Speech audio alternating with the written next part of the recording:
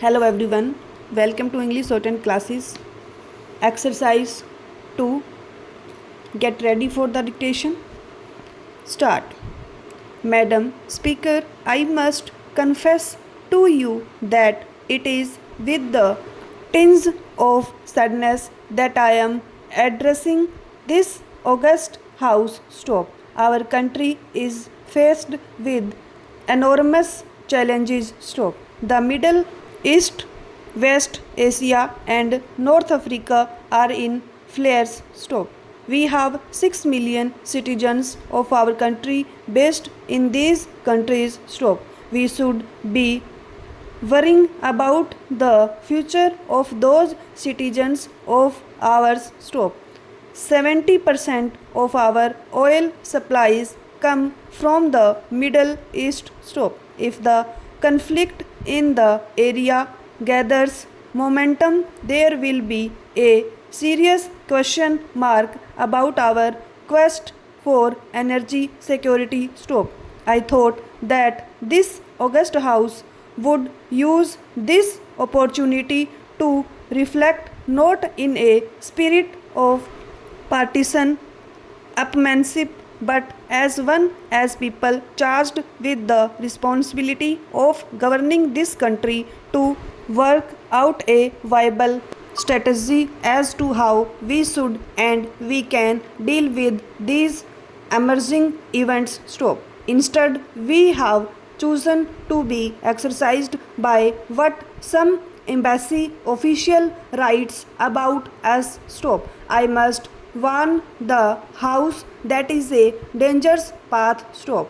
Tomorrow, if another official of a foreign embassy takes into his head to create a feeling of strife and distress among the political parties in our country, all that he has to do is to plant a diplomatic message and also ensure that somehow it leaks. Stop. I think the nation, the country, and this august parliament should reflect as to what we are doing to our country. Stop. It is not in a spirit of any partisan upmanship I say this, but as someone who is worried about the aftermath, the after effect of this development on the future management of our country. Stop. With these words, I come back to the main subject. Let me say that I am no match with Srimati Sushma ji when it comes to her oratorial skills. Stop. She has narrated an Urdu couplet. I would also do so and say, माना कि तेरी दीद के काबिल नहीं हूँ मैं, माना कि तेरी दीद के काबिल नहीं हूँ मैं, तू मेरे शौक़ तो देख, मेरे इंतज़ार तो देख. Stop.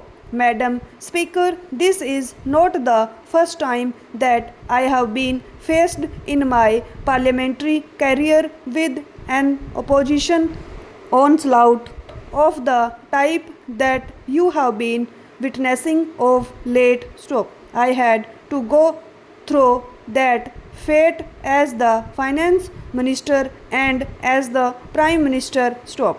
The main opposition party right from the year 2004 adopted the attitude that we were a usurper. Stop. Shri Advani ji believes that being the Prime Minister was his birthright and therefore he has never forgiven me. Stop. All that I can say to Shri Advani ji is that the people of India have voted us into power in a free and fair election. Please wait for another 3.5 years in the wings. Stop.